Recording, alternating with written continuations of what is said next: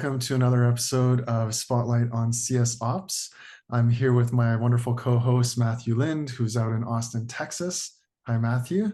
Hello, Jean, in Kelowna, British Columbia, Canada. Thank you, Matthew. And we have a wonderful pleasure today of speaking with Gunjan Marwah Nichani, who's here with us from Toronto area, Canada. Hey, everybody.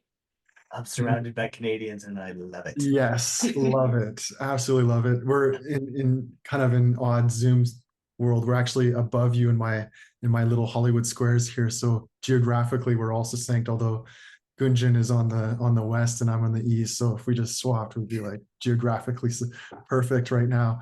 But Gunjan, it's great to have you on the show. Currently, you're working at Amplitude, and you've previously worked with some amazing companies like ZoomInfo and Granular and Vidyard. Tell us a little bit about your journey and kind of how you've like what you do today and how you got here. Sure. I'll try to keep it relatively brief. So I think I fell in love with customer success almost by accident. I would think, coming out of university, I was an SDR turned BDR, different definitions, different companies, whatever. I was good at it, and as much as I enjoyed it, I knew I didn't want to do that for the rest of my life. And when starting to explore different functions that other former SDR BDRs had moved into, I got exposed to customer success. Moved over to the role of a CSM, and again, I enjoyed it. But I was in a strange setup where we didn't necessarily have, true operating procedures, processes. There was a system in place, but it was a glorified note-taking tool that not everybody used because, again, no expectations or process, right? The only expectation was focus on your renewals, get your renewals. That is actually what led me to just get more interested in the world of CS ops and systems. I decided I wanted to just explore a lot more about different platforms such as Gainsight. That was the one that we had there. And, as I started to take a deeper dive into all the things that could be possible in the world of customer success, I fell in love with the idea of it, and then also the idea of creating that space, creating that environment. I was very lucky that you, John, your team back at ValueWise took a chance on me and, let me come over there and really learn it all on the job. That was just like huge. I think it was not too long that I was there, just thanks to COVID, but long enough that I got exposed to like 5 or 6 different instances and like in one sitting, basically. So I could see how different organizations are structured and how it translates to strategy, how it translates to systems, how it all comes together. I think I fast tracked my career that way, just getting this crash course. And frankly, a lot of people I know who are like more of the veterans in the space got that kind of experience over the course of 5-6 years. So since then I've moved into different companies to run my own instance of Gainsight, and eventually move towards building teams out that do this and focus on other CS systems as well. So right now we focus heavily on how various systems such as Mavenlink or Cantata, Gainsight, Salesforce, Zendesk all play in together, and even exploring the community side of Gainsight now. So it's a lot of fun.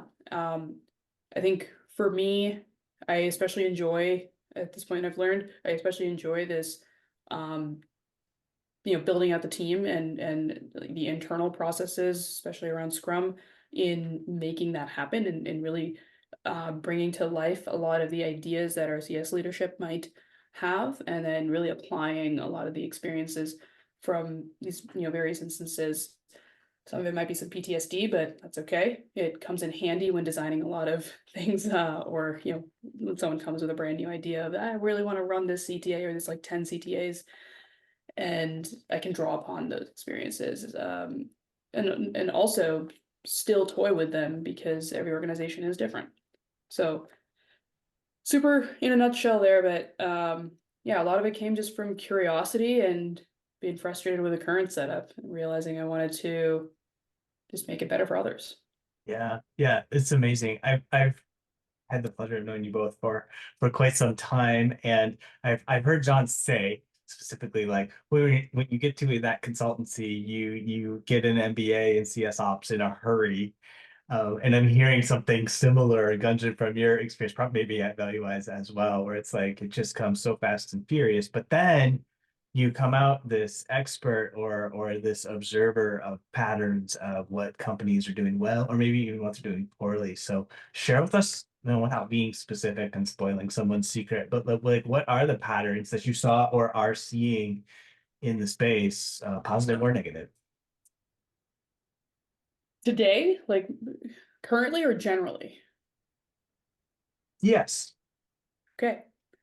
I think today a lot of the focus is very much around digital, finding ways to scale and, using dollars wisely, putting people where it's most important. And one of the biggest, the biggest paradoxes is, well, how do you determine what's most important? What account is more important than another account?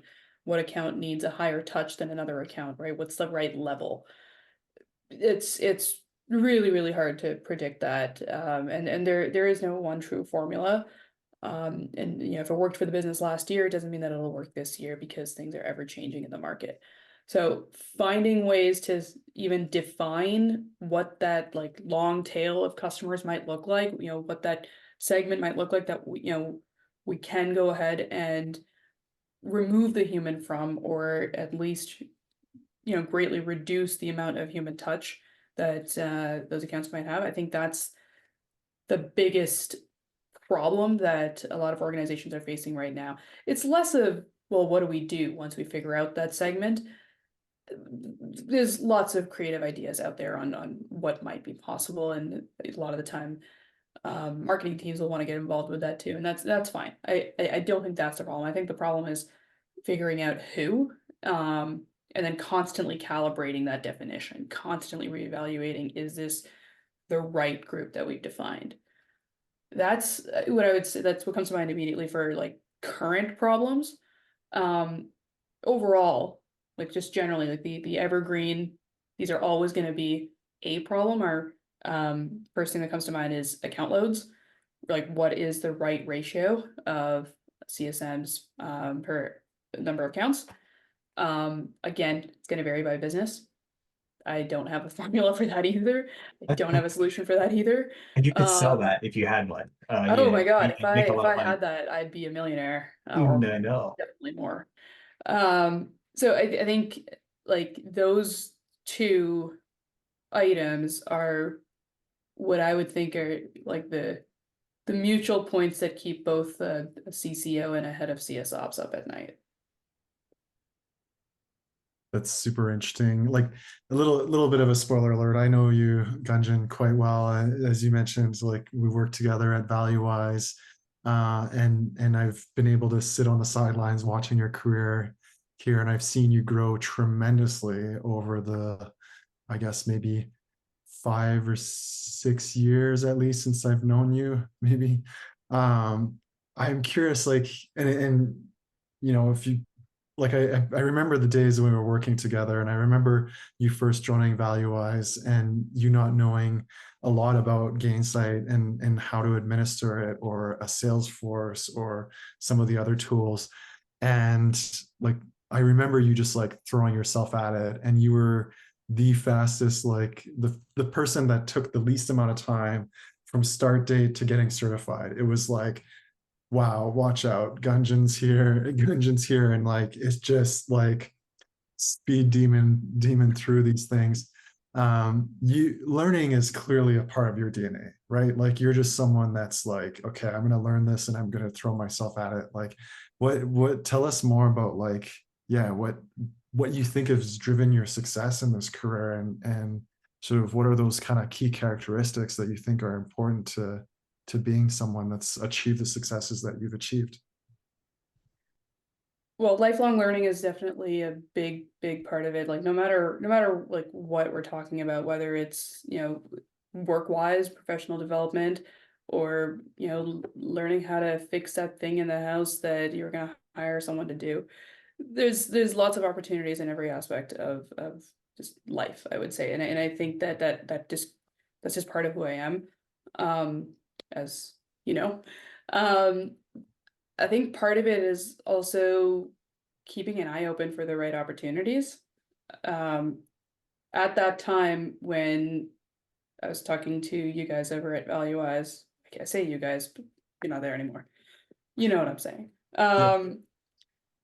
I had two other opportunities to go be a CSM somewhere else, somewhere where they had some strategy and setup of technology and whatnot.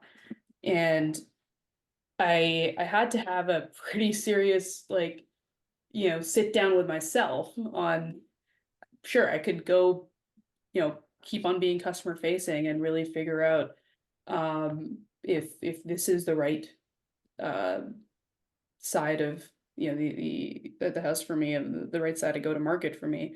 Or I could take this brand new opportunity that like I'm probably not gonna get again. Like this is a shift, shifting departments like that entirely, shifting focuses like that entirely is not something that is very easy to do, especially moving into a new organization. I think that a lot of those sort of lateral moves can happen within the same company. And I knew that I wanted to get I wanted to get more exposure into large organizations at that point as well. So I think it's a lot of like just being real with yourself as well, and like just having that check-in of, is this is this really the right door I want to take? But also being open to when they come around, right? Like I think pretty much since ValueWise, that gave me a bunch of experience and exposure into this industry of CS ops that, people, I'm very fortunate, like are messaging me on LinkedIn all the time, whether it's asking for, career advice, or like there's some recruiter for whatever opportunity. Even if it's not for me, like I still like read every one of those messages to see if I can maybe help connect someone else. Or just understand like what's going on in the market, and I'll still talk to them just to understand like where is this company thinking, and where generally is this trend of CS ops going with different organizations. Because right now, if you like as a SaaS company, if you don't have CS ops, you're doing it wrong. And there are few, but still many, if that makes any sense, organizations that are still just picking it up now. And that scares me a little bit, but it's also really exciting. Yeah, lots of folks still getting in the pool, still entering the pool. I want to pull on a thread that you mentioned there about connectivity, because I have with me the co-founders of what has become a fairly famous and well-known place to stop by if you're in CS Ops, which is the Gainsight Global Admins Slack group. Do I have that right? You two were the two who got together and said, let's do a thing. Yes. Okay. So tell us why. There's 2,500 people that Oh, call that place a home now. So what did you have in mind when you did that? To both of you, Jean, you get a question now too. I can tell you personally, it was pure selfishness, because with ValueWise, we had these Slack channels with like our different clients, and most of them had their own admins and whatnot, and even just like amongst each other, even if we weren't working on the same project, we could just talk to each other and solution things. Like even after I moved back to Ontario, like most of them were in Vancouver at the time, or Burnaby, where we worked remote here and there. This is pre-pandemic. Right? Remember, it's pre-pandemic. We worked remotely. It was a thing. The pandemic did not create remote work. But anyway, we just had that environment where we could talk to each other, and it was all centered around this organization. But post-COVID and everyone kind of going off on their own companies and all, we didn't have that space to connect.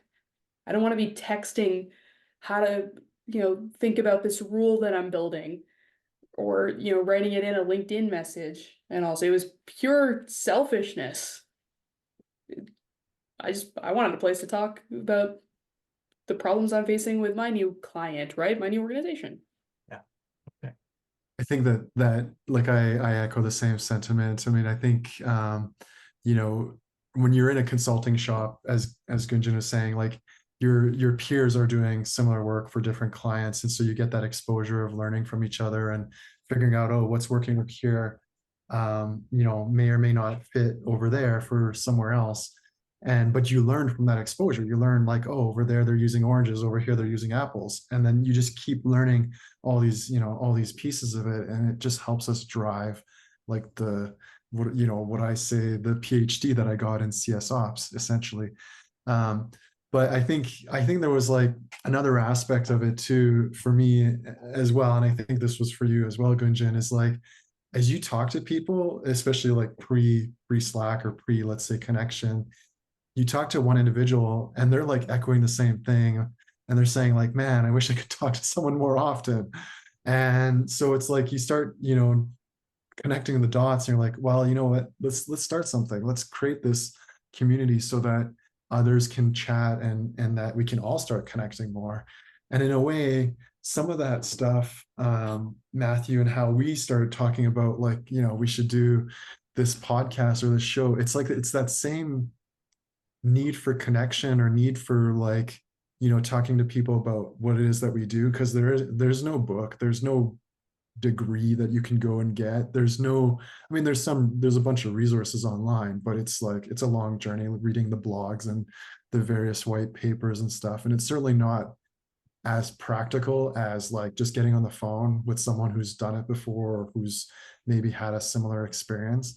And so that ability to just connect with each other, and learn from each other, and share insights, or woes, whatever it may be, of what's worked, what's not worked, because through that, like, we're all, I think, through the community, and hopefully through like this podcast, we're all hopefully getting an education in what good CS ops looks like, and how to run these CSPs. So super cool opportunity to be able to share and learn from each other. Well, Yeah, one I of just those want to folks add that that like over the past, well, since it started, but especially at the beginning, like the number of times we would hear in a week, like, oh my God, there's a place for people like me, or there's someone with the same problems as me. And like I know I for sure have received some messages just like directly from people, just like like a thank you for creating this. And I'm like, it was pure selfishness, but okay, sure. But like Seth from Gainsight, Seth Wiley, did a presentation about like creating community essentially, at Gainsight's Pulse conference last year, and he presented some interesting examples and stats. One of them was like someone had posted like a fairly complex problem in like our main like quick help channel, and had the audience guess like how quickly someone responded to it. Quick help, like it's all volunteer driven. Everybody's just doing their thing and working their own jobs. And the answer was within 10 seconds, there was a feasible answer. 10 seconds. Like that's the community. This is people wanting to help each other and probably distract themselves from whatever they're working on too, which is fine. it's amazing. It's amazing. And yes, I was in there this morning asking a question because I haven't seen this before. Is this my lack of knowledge? Is this how this works? Let me pull on the hive mind here, the Borg, I guess would be the Trekkie reference, and get some input. So on behalf of a whole bunch of us who got to meet there and have true friends there now, thank you both for forming that community. It was I think like some of the things that neither of us ever anticipated this at all, but like, we started as a Gainsight thing, more focused around the technology, because a lot of the folks that are in there are administrating Gainsight, but it has truly become more of a CS ops thing than just a pure Gainsight thing. Like, they talk about so many different topics than just how to build a great rule or whatnot. But there was like some major aha moment, I think, that we had, Gunjan, where we were looking at one point of like how many chats, like how many people are sending chats or messages back and forth during the course of the month, or I forget which period it was. but it was like through the roof. And there was like, of course, as a group, there's like thousands of messages being posted every single day or sent to each other. But I remember reaching out to a few individuals because there was a few individuals that were like scoring like super high. They were like hitting like 1,000 chats, like 1,000 messages per month or so. And I had reached out to one person. I'm like, just out of curiosity, like, what are you chatting about? Like, what's going on there? And he's like, I've met so many friends. Like we chat about all sorts of things. Like, it's not about just, you know, Gainsight or a tool. It's now just like connecting with other humans in the space. And the connection is like gone beyond just, you know, how do I fix this thing or how do I build this thing? It's all about like this community. And I can't wait to find out, like, one day there's hopefully going to be someone that meets their significant other there through the community, and we'll hear about like a matchmaking thing that happened or Well, something. I was shocked to learn that Romy and Pedro are married, but they didn't meet through the community. I just had not known that until a few months ago. That's You so guys know? cool. Yeah, I knew that, but yeah, the so many good I things happening. I So was it was just like thrown on me. I mean, yeah, and then Matthew's tracking my half marathon a few months ago and texting me, cheering me on through it. So definitely some great friendships made. Yeah, it's awesome. It's awesome. I hope Matthew's giving you some great tips as well, because he's definitely been around the block figuratively and Quite metaphorically. literally, yes. Say it. So that's super cool. Just to kind of like those kinds of stories are like honestly what makes me happy that we started it. It's just Yeah. super cool to see that, you know, people are connecting far beyond what any one of us ever anticipated. So Yeah. 100%. Dungeon, give us look into your crystal ball. Give us a prediction about what you see upcoming for CS or CS ops. Oof. Wish you guys had prepared me with these questions. What do I see upcoming? I mean, AI definitely comes to mind as I think is probably like the easiest and most obvious answer.